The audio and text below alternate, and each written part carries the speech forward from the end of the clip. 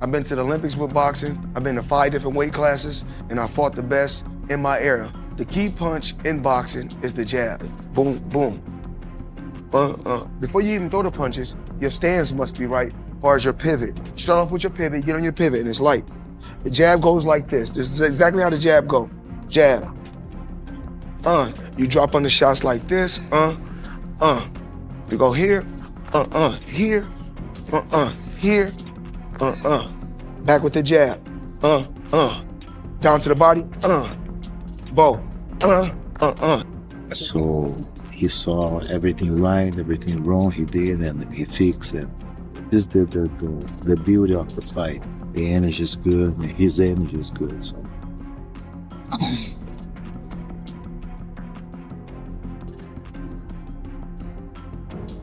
Can we order some new laces, please?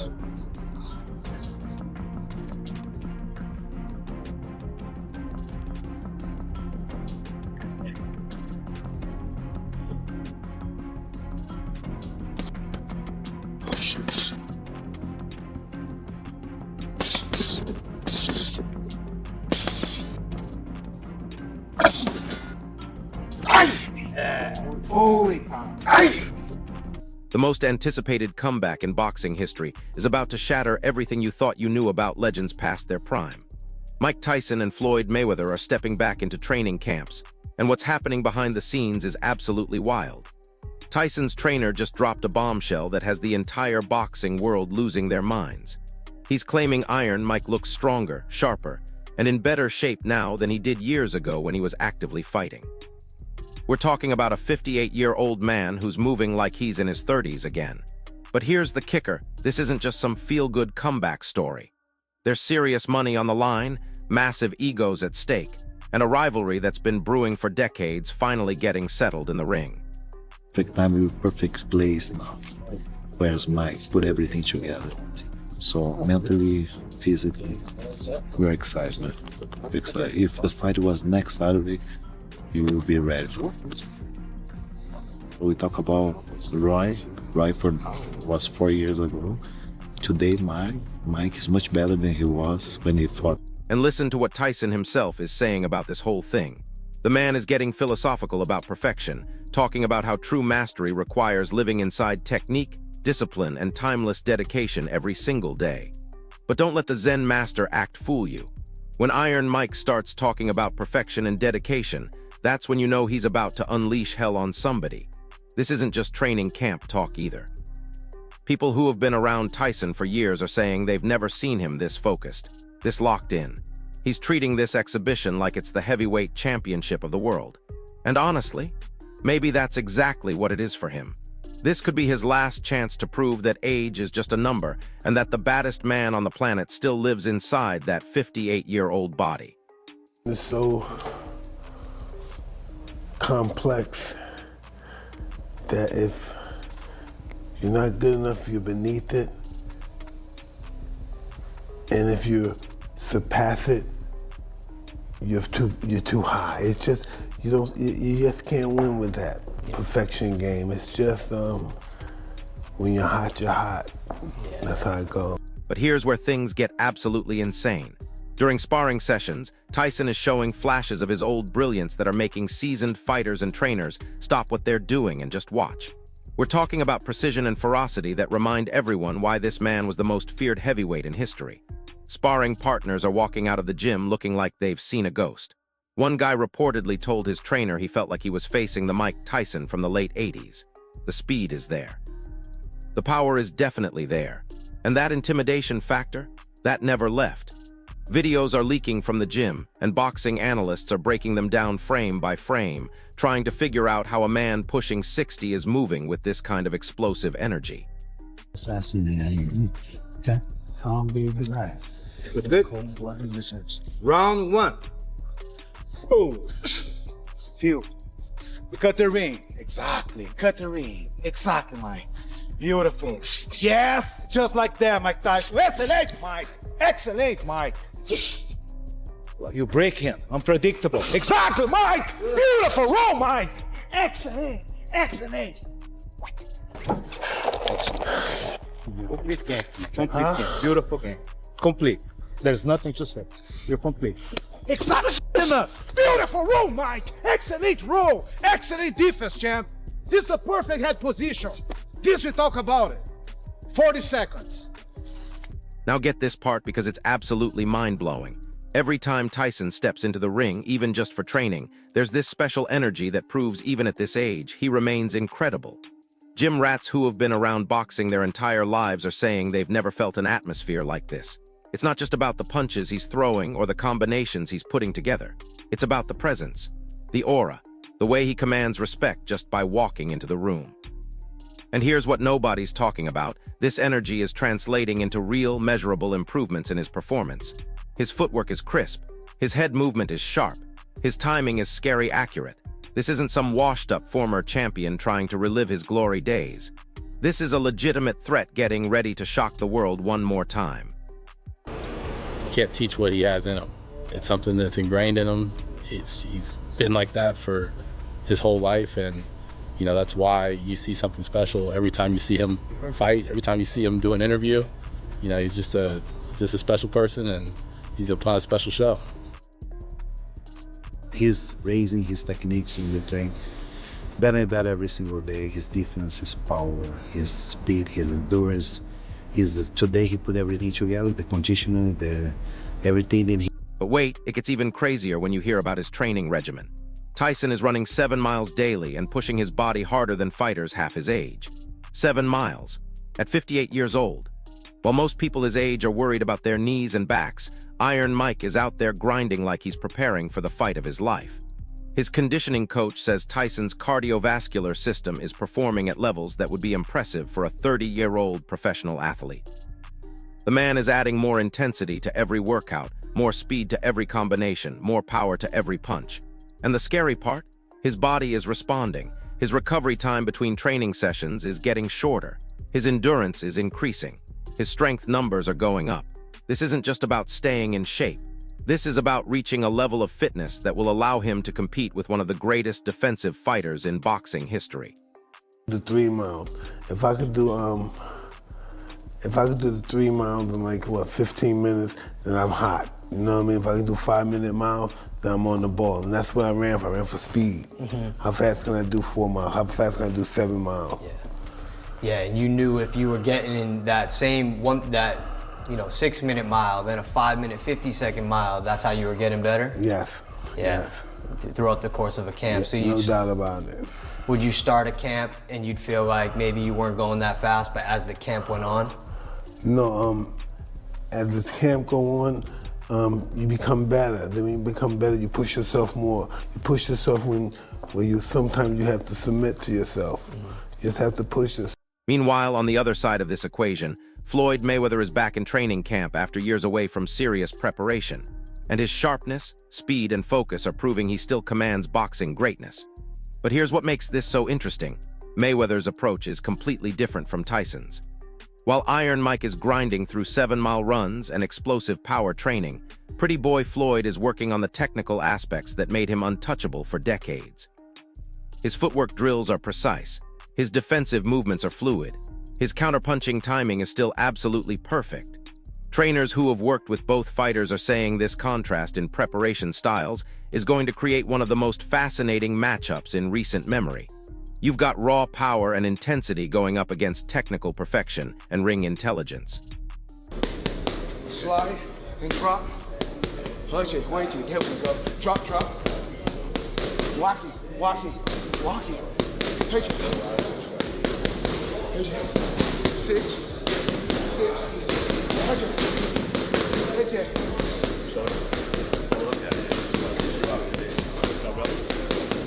Watch it. I step back like I have my distance. That's why I step. See, I have my distance. Fighters don't know their distance. You gotta know your distance.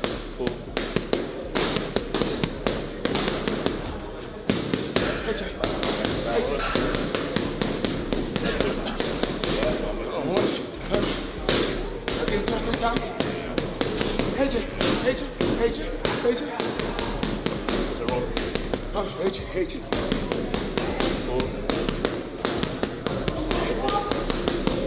And let me tell you something about Floyd's power. because people seem to forget this man could punch. He's in the gym right now unleashing combinations that remind fans of his legendary dominance. We're not just talking about point fighting and defensive masterclasses. Mayweather is throwing punches with bad intentions, and the sound echoing through his training facility is turning heads. His longtime coach is saying Floyd's punching power has actually increased since his retirement because he's not worried about preserving his hands for the next fight or managing a busy schedule. He can focus entirely on maximizing the force behind every shot. And when you combine that power with his unmatched accuracy and timing, you're looking at a very dangerous combination, even at his age. Go coming back, he's working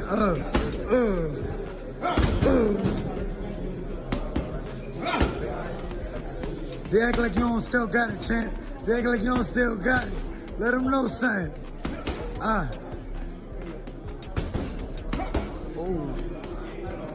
Them shits hit different. Them shits hit different, I'm telling you.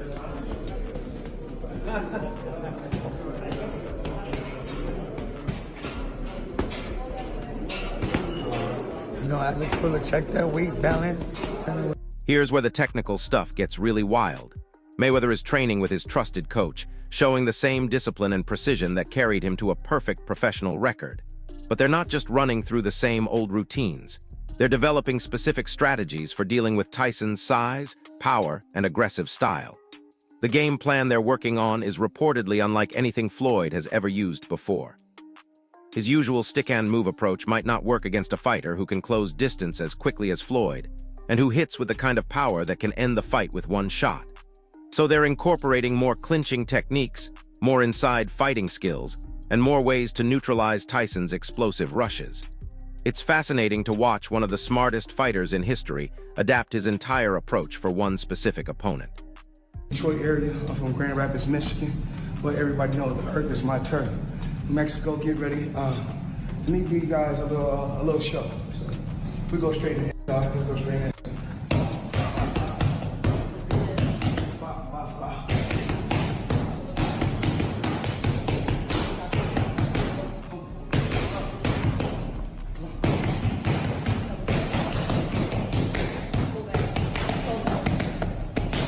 Boxing, Floyd Mayweather insists, is about hitting and not getting hit, and he's embodying that philosophy with flawless defense and unmatched ring intelligence. But here's the thing that's got everyone talking. His defensive system is being tested in ways it never has been before. In his professional career, Floyd mostly fought guys around his own size who relied on technical skills rather than overwhelming physical advantages. Tyson presents a completely different challenge. The man is naturally bigger, stronger, and more explosive than anyone Mayweather has ever faced. So Floyd's having to expand his defensive toolkit. He's working on dealing with shorter, more compact fighters who can generate tremendous power from close range. He's practicing against southpaws and orthodox fighters who throw unconventional combinations. He's preparing for a level of physical intensity that could break down his usual defensive patterns. This is called a 1-2. Boom, boom. You bring the hook with it. You can go to the body. Jab. Just double jab. Triple jab. Short hook. Wide hook. Short hook. Wide hook. You go to the body. Slide over here. Slide over here. Now here's where the business side gets absolutely fascinating. Mayweather believes this exhibition will captivate the world, with every fan eager to witness this electrifying matchup unfold. And he's not wrong about the global interest. But the financial numbers behind this fight are staggering in ways most people don't realize. Industry experts are saying this could become the highest-grossing exhibition in history. We're talking about potential pay-per-view numbers that rival the biggest championship fights. International broadcasting deals worth tens of millions of dollars. Sponsorship packages that could fund entire boxing promotions. And here's the kicker. Both fighters are getting guaranteed money that exceeds what most active champions make in their biggest fights.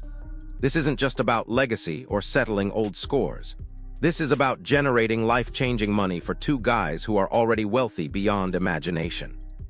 No strategy. I just got to show up. If I want to go one round, go one round. If I want to go two. The entire world is going to watch this fight. Every single person in the entire world. That's a lot of people. It's a lot. That's 8 billion people. But hold up, because the criticism is getting intense too. Simon Jordan is expressing serious confusion over Floyd's decision to enter another high-profile fight, especially against Mike Tyson. He's pointing out that Floyd's recent exhibition with Logan Paul already showcased his ability to engage audiences outside traditional competitive boxing. So why risk his reputation against someone as dangerous as Tyson? Jordan's argument is that Mayweather has nothing to gain and everything to lose. If he wins, people will say he beat up an old man. If he loses, his perfect record mystique gets shattered, and his earning potential for future exhibitions drops dramatically.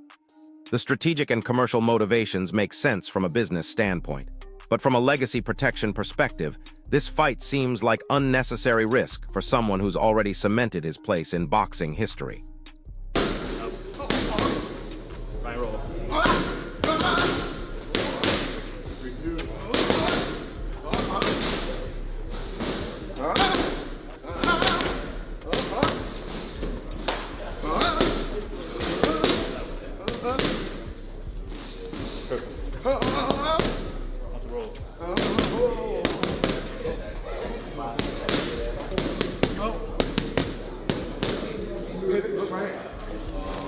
Right hand hook. Again. Hook right hand.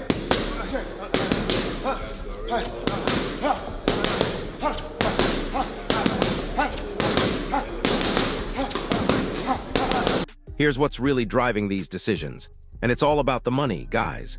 Platforms like Netflix are calculating the lifetime value of their average subscribers and making massive investments to attract new viewers. Jordan explains that when Netflix looks at events like the Jake Paul versus Mike Tyson exhibition, they're not just thinking about one night's entertainment.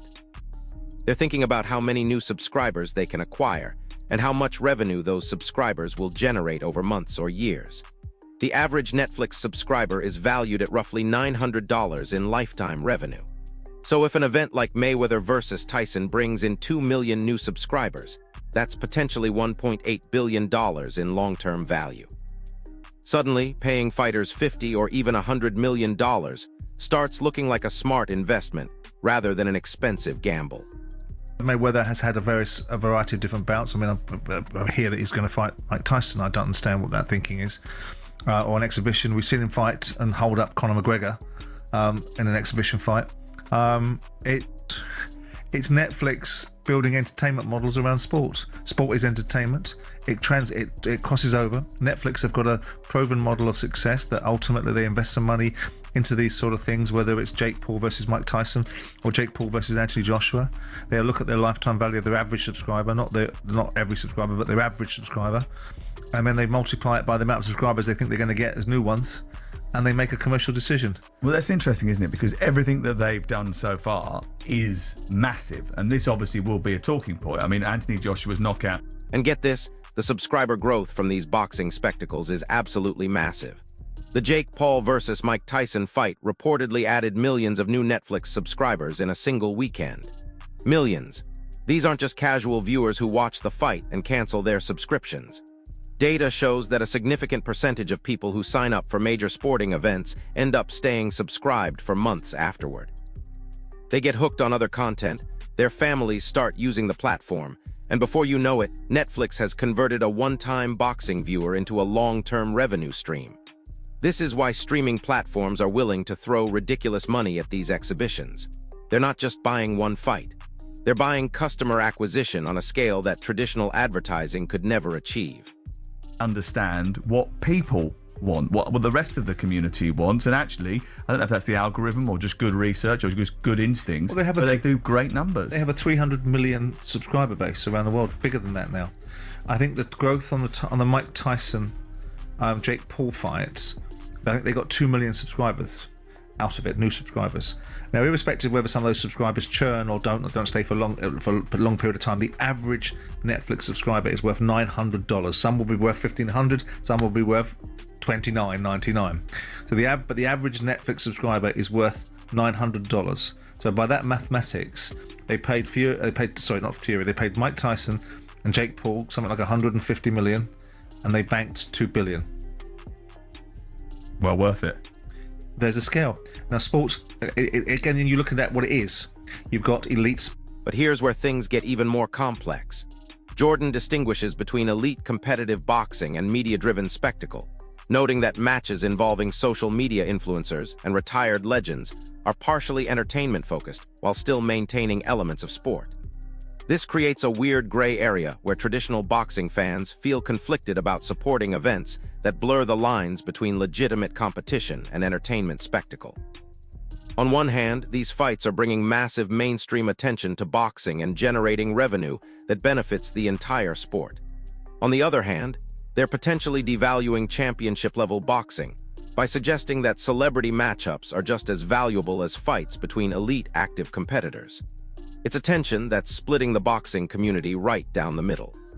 When you do exhibitions, and again, Floyd fighting in his exhibition versus Mike Tyson in the Congo to get ready for this, that's on April 25th. And like we saw a second ago, Manny takes his on April 18th from the Thomas & Mack Arena in Vegas. So this must have been planned in the works before they even announced the exhibition fights, right? And again, Floyd's got a tough one. Ruslan is a former world champion. It's a 10-round welterweight fight. That's not the same exhibition that Floyd is doing. They don't even have rounds yet for the Floyd and Mike Tyson deal. Minutes, none of that. This is a 10-round exhibition, but it's a fight because Ruslan's a bad mother. But this was all it had to have been set up, put in play for those two to come together in September. They needed a tune-up fight for each of them. That wasn't going to count against them on their records. Hopefully no one gets knocked out in those two exhibition fights. And again, they're two of the best of all time. They could probably avoid it. Then they come out in September and have one final go at it. I told you guys, Floyd is going broke. Wade Plemons is analyzing this whole situation differently, highlighting how these exhibitions serve as entertainment spectacles rather than traditional competitive bouts. He's pointing out that Mayweather's approach to exhibitions is actually pretty smart from a career management perspective. By fighting guys like Logan Paul and now potentially Mike Tyson, Floyd gets to stay in the spotlight and make massive money without risking his official professional record. These exhibitions don't count toward his win-loss statistics, so even if something goes wrong, his perfect 50-0 record stays intact. It's the ultimate having your cake and eating it too scenario. He gets the financial benefits of high-profile fights without the career risks that come with legitimate professional competition. You know, we can look through the court documents of him versus Showtime, but missing $340 million, being years and years behind on his taxes, that's clearly the motivation for this. And because Floyd, obviously, you know, he is one of the best of all time, so if he still can do it. But Mike Tyson, followed by Manny Pacquiao, will get you out of a lot of financial bad situations and bad decision making. So this is why I think Floyd is doing this more than anything else, leveraging his 50-0 career, because that will bring in the viewership, and Netflix being the partner here. This, I don't know if it's going to approach it, but if there was a matchup to beat Mike Tyson versus Jake Paul on Netflix, seeing as, again, it was 11 years ago, but 4.2 million pay-per-view buys, and seeing as the casual audience doesn't really give a shit if you're 58 years old Mike Tyson, if you're Anthony Joshua, Jake Paul, the competitiveness of that fight wasn't really ever in question. They don't care. They want to see names they recognize going. Similarly, Tyson's approach to this exhibition makes sense when you understand his financial situation and personal motivations. Plemons notes that Iron Mike has had well-documented money problems over the years, and leveraging his legendary status can generate substantial revenue through streaming platforms. But it's not just about the money for Tyson. This fight represents a chance to rewrite the ending of his story. His last professional fight was a disappointing loss to Kevin McBride in 2005. His exhibition against Roy Jones Jr. in 2020 was entertaining, but felt more like a friendly sparring session than a real fight. This matchup against Mayweather gives him an opportunity to show the world that he can still compete at the highest level against one of the greatest fighters of all time. I have a history of bad blood between the two. Well, more so on the part of Mike Tyson. He just simply does not like Floyd Mayweather. They went through some things. They used to be cool. They used to be friends. And Floyd Mayweather even fought on Mike Tyson's cards. But now they have a strained relationship, and now they're going to fight an exhibition bout.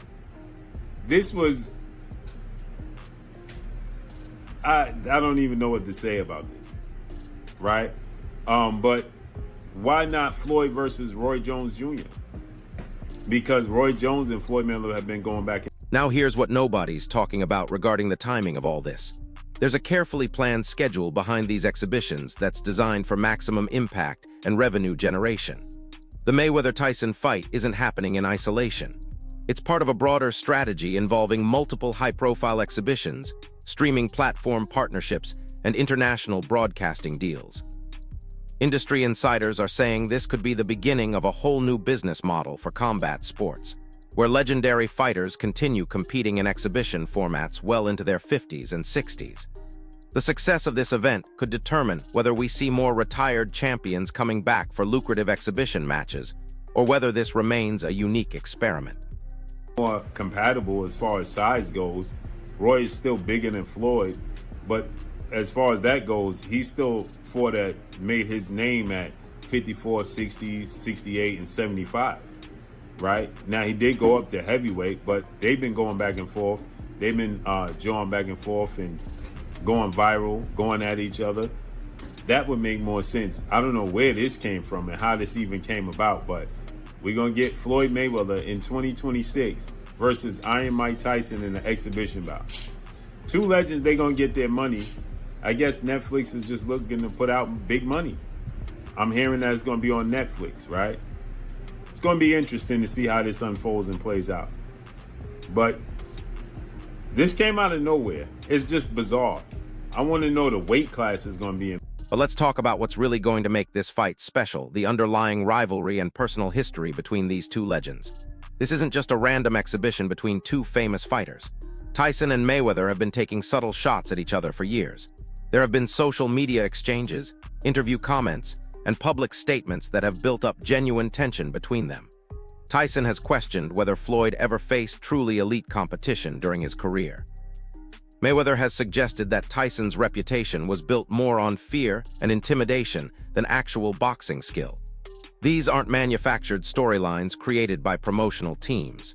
This is real competitive pride between two all-time greats who genuinely believe they're better than the other guy.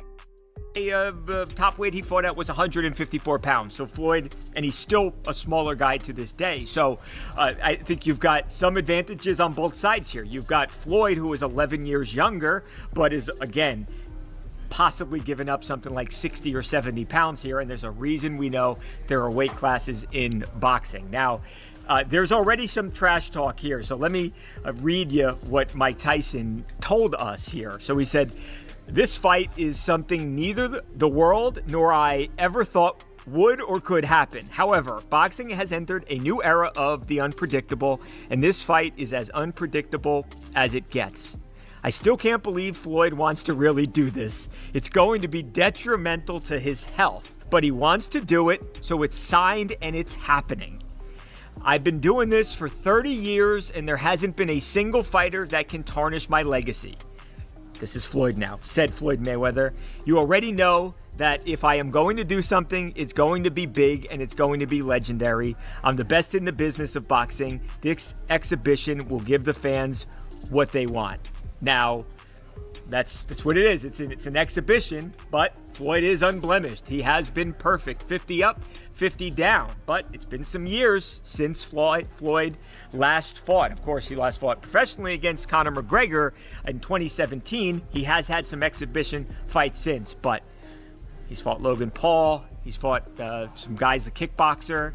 He hadn't fought a guy like Mike Tyson. That's it for today's video. Stay tuned until next time. And here's where the physical matchup gets absolutely fascinating. Tyson enters this exhibition as a former heavyweight with immense strength and power that he's maintained even into his late 50s. His size advantage is significant. We're talking about a guy who used to weigh around 220 pounds in his fighting prime, going up against someone who never fought above 154 pounds professionally. But Mayweather has an 11-year age advantage, and his fighting style has always been about using superior speed, timing, and technique to overcome physical disadvantages. The question becomes whether Floyd's technical skills can neutralize Mike's power and size, or whether Tyson's physical advantages will overwhelm Mayweather's defensive system. It's a classic boxer versus puncher matchup with the added intrigue of age, ego, and massive financial stakes. The contrast in their fighting styles is going to create drama that goes way beyond typical exhibitions. Tyson brings raw power and aggression, looking to create openings with explosive combinations that can end the fight instantly. His whole approach is about applying constant pressure, cutting off the ring, and forcing opponents into positions where his power can take over. Mayweather's strategy will be completely different. He'll focus on precision, endurance, and using superior footwork to avoid Tyson's power shots while landing clean counter punches. The fascinating part is watching how these contrasting approaches play out when both fighters are past their physical primes, but still possess the technical knowledge and competitive drive that made them legends. So here you have it. Two of the greatest fighters in boxing history are preparing for an exhibition that could redefine what's possible for aging legends in combat sports. The financial stakes are massive, with streaming platforms betting hundreds of millions on subscriber growth. The personal stakes are equally high, with both fighters looking to add one more memorable chapter to their legendary careers. And the boxing itself promises to be genuinely compelling, featuring contrasting styles, legitimate rivalry, and questions about how skill and experience stack up against the natural aging process. This isn't just another celebrity boxing cash grab. This is two all-time greats testing themselves against each other when they have nothing left to prove, but everything left to gain. What do you think happens when these two legends finally settle their differences in the ring? Drop your predictions in the comments below, smash that like button if this breakdown helped you understand what's really at stake, and make sure to subscribe and hit the notification bell because this story is just getting started. I'll see you in the next one.